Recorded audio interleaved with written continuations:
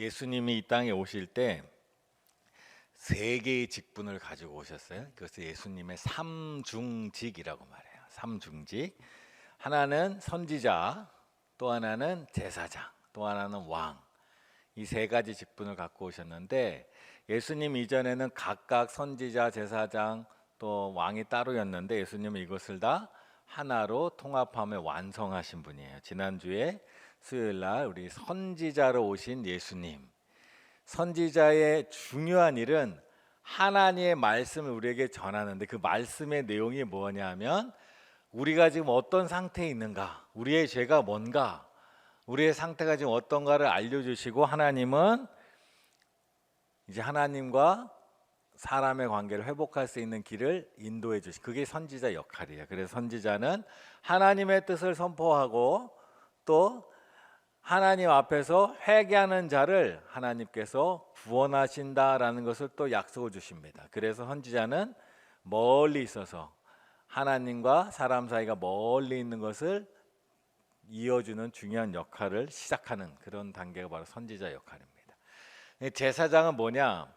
우리의 상태를 깨닫고 우리가 하나님의 은혜가 아니면 하나님의 구원이 아니면 우리가 살 수 없다는 걸 깨달은 사람을 하나님께로 가까이 데려가서 하나님을 만나게 하는 것이 바로 제사장의 역할입니다. 제사장은 히브리 말로 코헨이라는 뜻이 있어요. 코헨이라는 단어를 쓰고 뜻은 섬긴다, 봉사한다, 중재한다라는 의미를 갖고 있어요. 그래서 예배란, 제사란 섬기는 거예요. 영어로 예배가 서비스잖아요.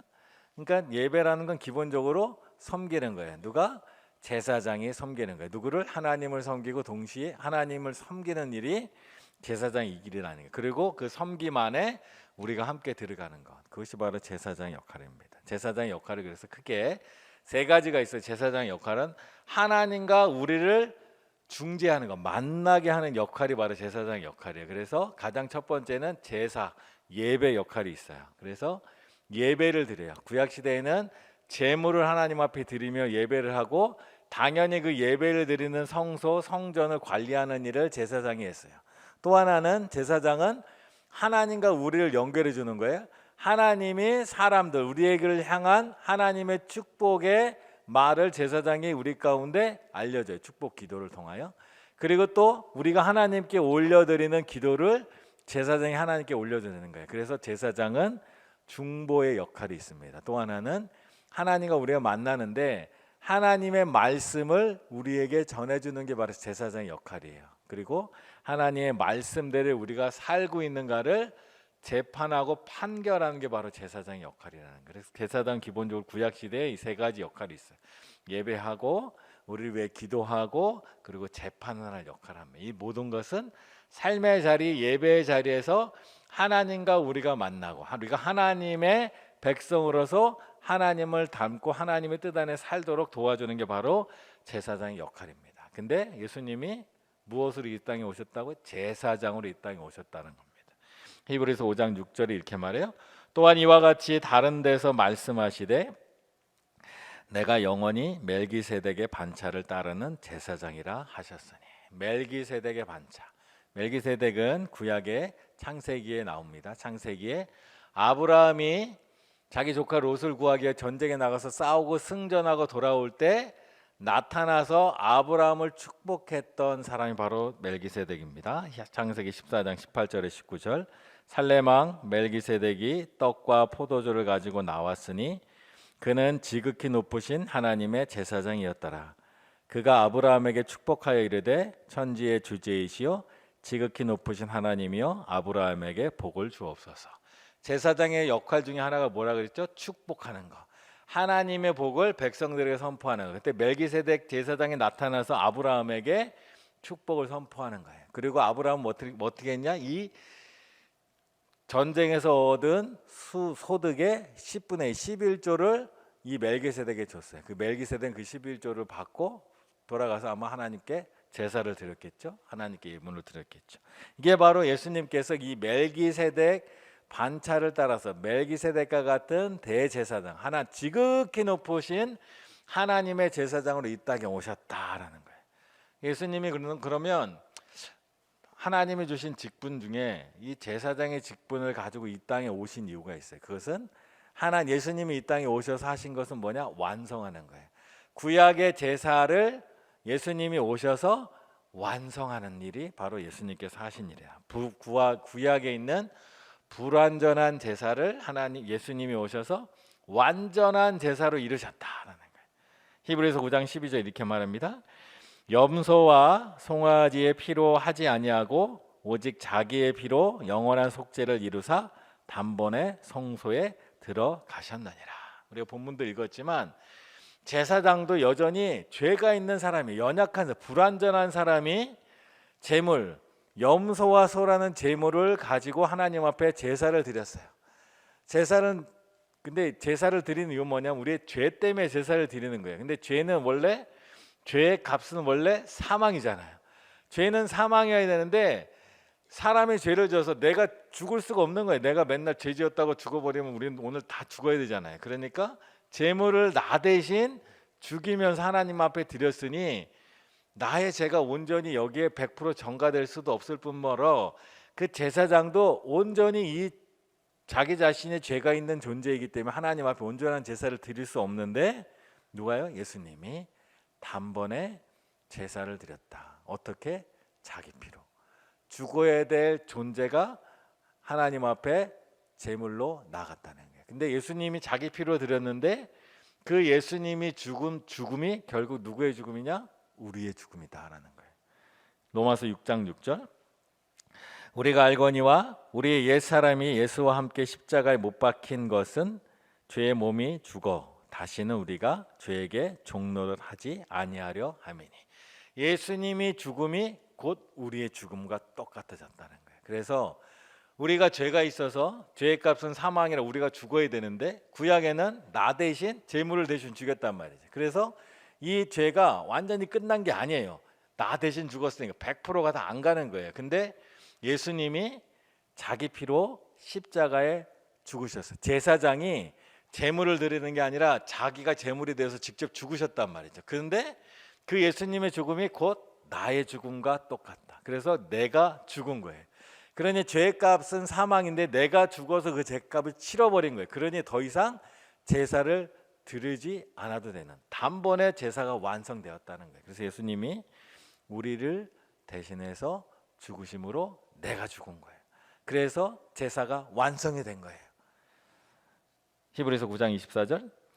그리스도께서는 참 것의 그림자인 손으로 만든 성소에 들어가지 아니하시고 바로 그 하늘에 올라가사 이제 우리를 위하여 하나님 앞에 나타나시고 또 이 땅에서 성전이라는 성소에서 구약시된 제사를 드렸는데 예배를 드렸는데 이제 예수님은 하늘에 올라가셔서 하나님 바로 앞에서 예배를 드리는 제사장이 되었기에 우리의 제사가 완전히 완성이 되었다라는 거예요.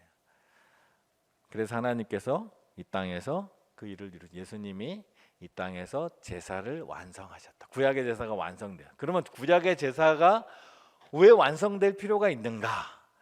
구약의 제사가 왜 완성될 필요가 있는가 하면 제사는 하나님 앞에 우리의 죄에 대한 대가를 드림으로 인하여 우리 안에 있는 죄를 완전히 깨끗하게 없애주는 효과가 있기 때문이에요. 그래서 책에도 나오지만 죄책감과 그에 따른 비참한 상황에서 해방시켜준다. 예수님이 우리를 대신해서 죽으심으로 우리 자신이 죽었기 때문에 이제 더 이상 우리는 과거의 죄책감과 비참함에서 더 이상 머무를 필요가 없게 되었다라는 거예요. 죄책감이란 양심이 나를 향하여 고발하는 고통이 나를 향하여 너는 이런 죄를 졌어. 죄책감이 있어요. 우리 안에. 그 죄책감이 낳는 비참한 상황이란 두려움이 있어요. 내가 하나님 앞에 가면 심판받을 텐데 내가 정말 구원받을 자격이 있을까? 또 절망입니다. 우리의 문제를 스스로 해결할 수 없다는 절망. 또 소외, 하나님과 단절되었다는 것. 그리고 노예 상태. 죄를 짓고 싶지 않은데 계속 그 죄에 매여서 반복하고 있는 우리의 모든 죄를 이 단번의 제사로 해결해 주셨다라는 거예요. 이거 어떻게 가능한가? 우리는 죄책감에서 벗어나는 것을 오해하고 있는 면도 없지 않아 있어요. 많은 사람들이 우리가 이제 더 이상 죄가 없다라는 뜻을 잘못 오해하면 뭐라고 오해할 수 있냐면 내가 지은 죄가 굉장히 작아졌다라고 오해할 수가 있어요. 우리가 지은 죄가 작아진 게 아니에요. 우리가 죄에서 벗어났다는 것은 내가 지은 죄가 작아졌다는 뜻이 아니라 나의 죄가 큰데 하나님의 은혜, 예수님의 은혜가 더 크다라는 것을 깨달을 때 우리는 죄에서 벗어나는 거예요. 로마서 3장 24절에 뭐 이렇게 말합니다. 그리스도 예수 안에 있는 속량으로 말미암아 하나님의 은혜로 값없이 의롭다 하심을 얻은 자 되었느니라. 우리가 예수님께서 우리의 죄를 대신해서 죽고 우리는 그때 나 또한 죽었다라는 것은 예수님께서 우리를 위하여 십자가를 지셨다는 이 엄청난 은혜, 나 대신 죽으셨다는 이 엄청난 은혜를 알게 되는 거예요. 그와 함께 동시에 뭘 하냐면 예수님이 나의 죄 때문에 죽을 수밖에 없었다는 걸 아는 거예요. 그만큼 나의 죄는 예수님이 대신 죽을 수밖에 없을 만큼 나의 죄가 엄청 크다는 걸 아는 거예요. 내가 엄청난 죄인이라는 걸 깨닫는 거예요. 예수님이 나 때문에 죽으셨잖아요. 예수님이 나의 죄를 해결하기 위하여 십자가를 죽을 수밖에 없다는 걸 깨닫는 거예요. 그게 바로 은혜예요. 예수님이 나의 죄를 없애주셨기 때문에 이제 내 죄가 작아졌다는 게 아니에요. 결코 내 죄가 얼마나 큰지 깨닫는 거예요. 예수님이 나 때문에 죽으셨으니까. 이렇게 죄가 큰지 몰랐는데 예수님이 나의 이 죄 때문에 십자가에 죽으셔야 돼? 만약 우리가 뭔가 잘못을 했는데 이것에 대한 벌금이 나왔어요. 10억이라는 벌금이 나왔다고 쳐봐요. 그러면 그제서야 내가 이렇게 큰 죄를 졌나? 우리 깨닫는 거예요. 예수님이 나 때문에 죽으셨다는 것은 엄청난 은혜인데 그와 함께 동시에 내 죄가 그렇게 크다는 걸 깨닫는 거예요. 그래서 예수님의 은혜가 훨씬 큰 거예요. 그래서 예수님이 나 대신 죽으셨다는 건 내 죄를 없어졌다는 게 아니에요. 내 죄가 별 볼 일 없다는 게 아니에요. 이제 더 이상 내 죄가 별 볼 일 없으면 우리는 교만해져요. 예수님이 나를 위해서 죽으셨으니까 이제 나는 웬만큼 죄를 져갖고 이건 아무 문제가 없어 이렇게 착각한다고요. 그게 아니라 우리의 죄가 얼마나 큰지를 깨닫고 또 예수님의 은혜가 그것보다 훨씬 더 크다는 걸 깨달아 내가 그렇게 큰 은혜를 받은 사람이라는 걸 알고 겸손하게 살아가는 거예요. 이걸 알아야 우리가 삶에서 아주 중요한 이 은혜의 의미를 깨닫는 거예요. 2007년에 개방했던 영화 밀양이라는 영화 아시죠? 저도 예전에 설교 때 한번 했는데 밀양이라는 영화에는 한 여인이 있습니다. 이 여인에게 외아들이 있어요. 이 외아들이 납치돼서 살해당해요. 이 여인이 너무 괴로워서 그 괴로움을 교회에서 예배를 드리 하나님 만나서 그 은혜를 경험하고 그 하나님의 은총 안에 위로받으며 신앙생활해요. 그런데 어느 때부터 나도 예수님의 은혜를 받았으니 내 아들을 죽인 그 범인을 용서해야겠다 생각하고 범인을 교도소에 찾아가요. 근데 그 교도소에 찾아가서 범인이 하는 말을 듣고 완전히 속된 말로 멘붕이 오고 완전히 충격을 받습니다. 그 범인이 뭐라고 말했냐면 나는 이미 하나님께 회개했고 하나님은 나를 용서하셨다. 나는 속량을 받았으므로 피해자 가족, 즉 이 여인이 시내인데 피해자 가족에게 용서를 받을 필요가 없다. 죄책감에서 완전히 벗어나 있는 모습이에요. 근데 이걸 보면서 우리도 다 멘붕에 빠졌죠. 하나님이 그를 용서하셨는데 그는 용서를 받았는데 이건 도대체 뭐냐?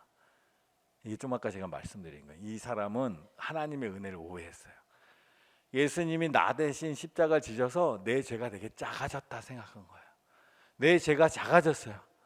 내가 사람을 죽였는데 예수님이 나를 위해서 십자가 죽으셔서 내 죄가 작아졌어.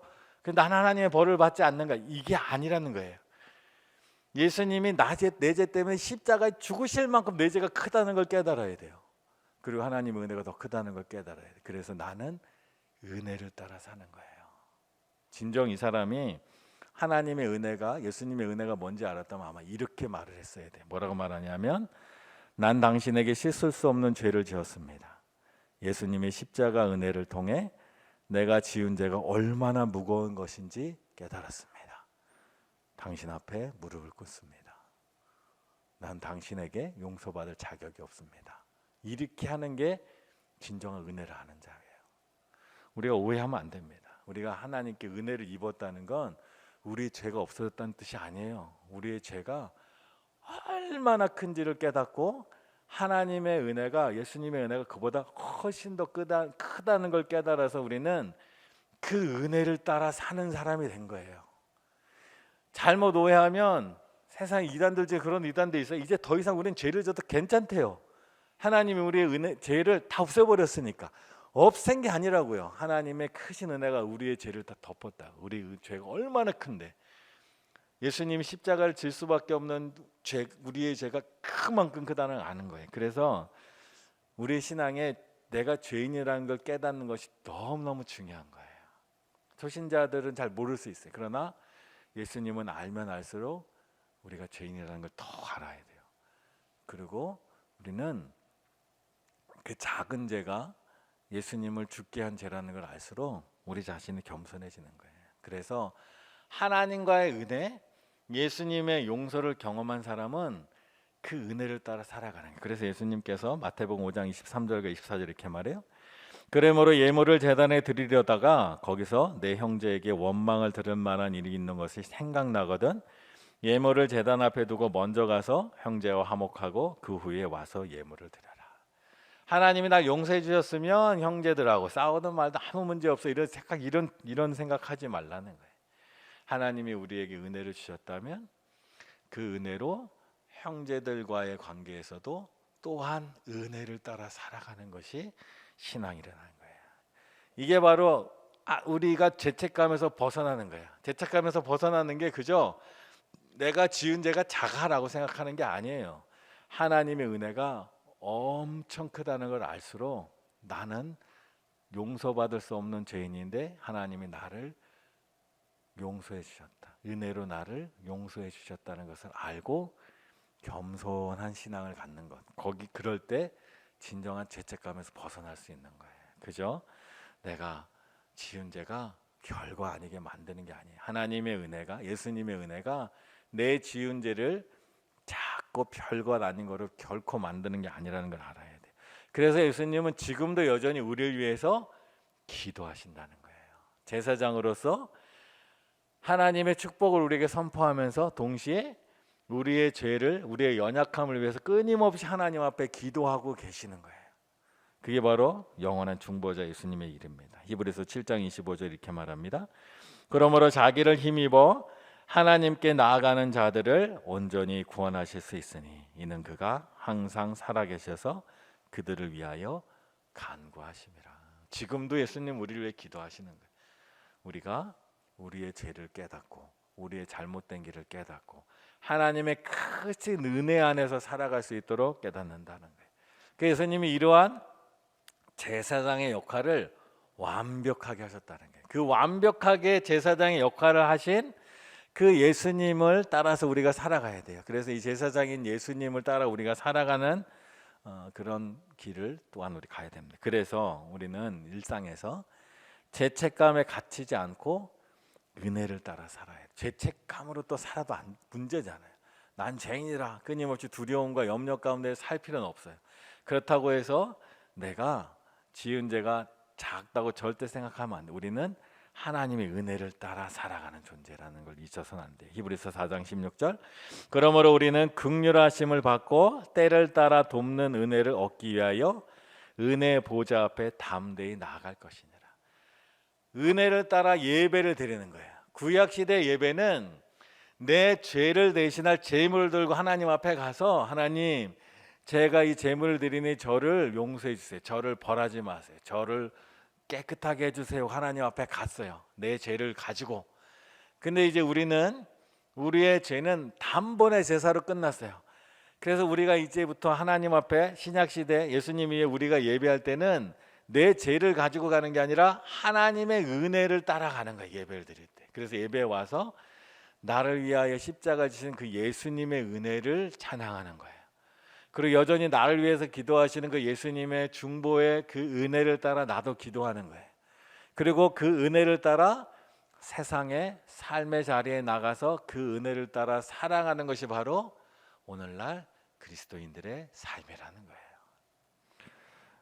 지난 11월 달에 다니엘 기도회 했잖아요. 다니엘 기도회 때 어떤 한 장로님이 와플 체인점을 하시는 장로님이 나와서 간증하시는데, 그분이 삶이 너무 어렵고 힘든데 포장마차를 하면서 이제 먹고 살기 시작할 사업의 초창기 때, 그때 자기도 이렇게 먹고 살게 되었으니까 어려운 사람들, 힘든 사람들 내가 좀 도와줘야겠다. 잘한 뭐 할 줄 아는 게 이거니까 와플 만드는 기계도 뭐 어떻게 구입할 수 있게 해주고, 만드는 뭐 레시피도 주고, 뭐 이렇게 장사하는 법도 노하우도 알려주고 하는데 사기꾼들이 그렇게 많이 찾아왔대요. 자기 속이고, 응? 레시피만 뺏어서 싹 사라지고 도망가고 뭐 이런 사람들. 그럴 때 사람 생각에는 아유, 내가 괜히 내가 오지랖을 너무 펼쳤구나. 나 혼자 살기만 바쁜데 괜히 돕겠다고 애썼네. 아유, 이제 이부터 하지 말자. 내가 다 있으니 사람한테 속지 말아야지. 이런 마음 먹을 수 있어요? 근데 그분은 그렇지 않았어요. 은혜를 따라 살았던 것 같아요. 그런 사람도 있지만 여전히 자신의 도움이 필요한 사람들을 향하여 그 은혜로 가는 거예요. 그래서 은혜를 따라 사는 것이 중요한, 은혜를 따라 사는 사람이 용서하고, 은혜를 따라 사는 사람이 악에게 지지 않고 선으로 악을 이길 수 있는 거예요. 세상엔 얼마든지 악이 있어요. 세상엔 얼마든지 악한 사람들이 있어요. 세상엔 얼마든지 우리의 선의를 몰라주는 사람이 얼마든지 있을 수 있어요. 그런데 거기에 지지 않고 계속해서 선을 따라가는 것은 하나님의 크신 은혜를 아는 사람은 그게 가능한 거예요. 하나님이 우리의 죄가, 나의 죄가 이렇게 큰데 그 하나님이 예수님이 그 목숨을 바쳐서 나를 구원하시는 은혜가 얼마나 큰지를 알면 우리는 선을 향한 싸움이 아무리 고달프고 힘들더라도 그 예수님의 그 은혜를 따라 나갈 수 있는 거예요. 그게 바로 선의 능력입니다. 그것이 바로 예수님의 능력이고, 지금도 예수님이 우리를 위해서 그렇게 일하시고 중보하시니 우리도 그 은혜를 따라가는 거예요. 그래서 죄책감이 없는 이단들처럼 난 이제 아무 죄가 없어 자신감 있게 이게 아니라 하나님의 크신 은혜가 나를 구원했으니 내가 그 은혜에 감사하며 오늘을 사는 거예요. 그래서 지치지 않고 가는 거예요. 그 은혜가 너무 크다는 걸 아니까. 그리고 지금도 우리는 예수님을 따라서 중보자의 삶을 사는 겁니다. 로마서 8장 34절, 누가 정죄하리요? 죽으실 뿐 아니라 다시 살아나신 이는 그리스도 예수시니 그는 하나님 우편에 계신 자요 우리를 위하여 간구하시는 자시니라. 우리를 위하여 계속해서 기도하고 간구하시는 분이 예수님이에요. 그래도 우리도 그 예수님을 따라서 우리에게 하나님이 또 주신 직분이 있잖아요. 너희는 거룩한 제사장, 왕 같은 제사장이란 직분을 주셨어요. 그런데 우리도 그 제사장의 직분을 가지고, 제사장은 목사만 제사장이 아니에요. 목사는 제사장도 아니에요. 그리고 목사랑 제사장은 달라요. 구약의 제사장과 우리의 목회자는 우리가 다 제사장인 거예요. 그 제사장의 역할로 중보의 일을 하는 거예요. 나만을 위해서 기도하지 말고. 그래서 디모데전서 2장 1절과 2절 이렇게 말합니다. 그러므로 내가 첫째로 권하노니 모든 사람을 위하여 간구와 기도와 도구와 감사를 하되 임금들과 높은 지위에 있는 모든 사람을 위하여 하라. 이는 우리가 모든 경건과 단정함으로 고요하고 평안한 생활을 하려 함이라. 간구와 기도와 도구와 감사라. 여기 도구가 바로 중보기도예요. 그러니까 모든 사람을 위한 기도를 하되 특별히 중보기도를 하라는 거예요. 사람들 위한 중보기도. 중보기도의 영역이 어디까지냐? 정치 영역까지 간다는 거예요. 왕을 위하여 기도하는 이유는, 우리가 중보해야 되는 이유는 바로 그가 하나님의 은혜와 평안을 누려야 우리의 삶도 평안을 누린다. 근데 여기서 평안을 누린다는 것은 평화롭게 복음을 전할 수 있는 환경을 위해서 기도하는 거예요. 사실 속에 들어가 보면 그래요. 그렇게 우리는 우리의 중보의 영역이 넓어요. 그래서 이웃들을 위해서, 가족을 위해서, 또 환우들을 위해서, 또 나라를 위해서 우린 중보하고 가는 거예요. 하나님의 나라를 위해서. 하나님께서, 예수님께서 우리의 중보자, 제사장이시기 때문에 그렇습니다. 그리고 일상의 삶이 예배가 될 수 있어야 됩니다. 로마서 12장 1절과 2절, 그러므로 형제들아 내가 하나님의 모든 자비하심으로 너희를 권하노니 너희 몸을 하나님이 기뻐하시는 거룩한 산 제물로 드리라. 이는 너희가 드릴 영적 예배니라. 너희는 이 세대를 본받지 말고 오직 마음을 새롭게 함으로 변화를 받아 하나님의 선하시고 기뻐하시고 온전하신 뜻이 무엇인지. 아멘. 그러니까 하나님께서 우리 가운데 주시는 은혜가 여기 있어요. 하나님은 우리의 삶을 받으신다는 거예요. 하나님은 우리의 삶을 받으시고 하나님 우리 가운데 역사하신다는 거예요. 그래서 우리가 이 땅에 살면서 예배란, 그냥 구약 시대 예배란 특별한 장소, 성소에 가서 제사장 앞에서 특별한 제물을 가지고 하나님 앞에 내 죄 하나 찢기도 버거운 거예요. 예배 하나 드릴 때. 그런데 우리가 신약 시대에 와서 이제 예수님의 시대에 와갖고 너무나 큰 은혜를 받은 거예요.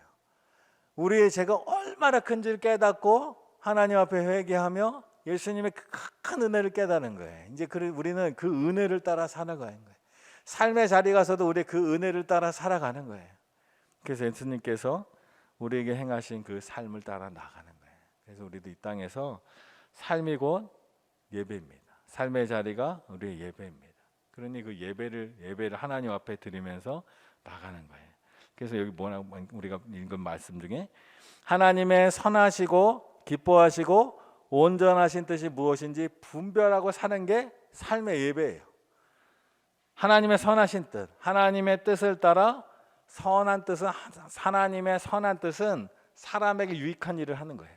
나만 유익한 게 아니라 사람들의 유익. 그러니까 중보도 하는 거죠. 우리가 하나님이 하나님이 흡족하실 만큼 기뻐하시는 일을 우리가 하는 거예요. 또 온전한 하나님의 하나님의 완전하심을 따라 산다는 것은 우리가 계속 믿음 안에서 온전하여진다는, 성경에서 온전하다는 것은 계속 자란다는 뜻이 있어요. 하나님의 뜻에 따라 계속 자라는 거예요. 근데 그것을 뭐라 그래? 분별하라 그러는 거예요. 무엇이 하나님이 기뻐하실 일인가, 무엇이 하나님께서 원하시는 일인가 분별하고 그 일을 선택하고 살라는 거예요. 그것이 바로 예배다라는 거예요.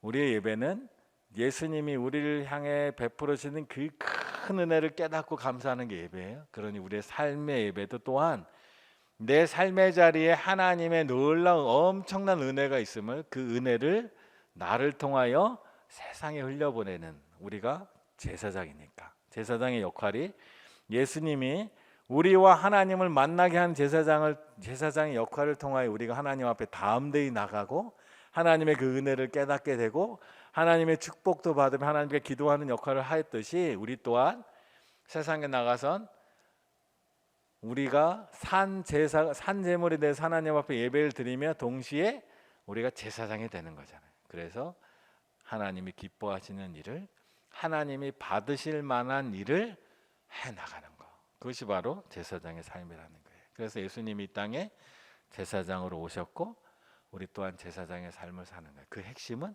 은혜라는 거예요.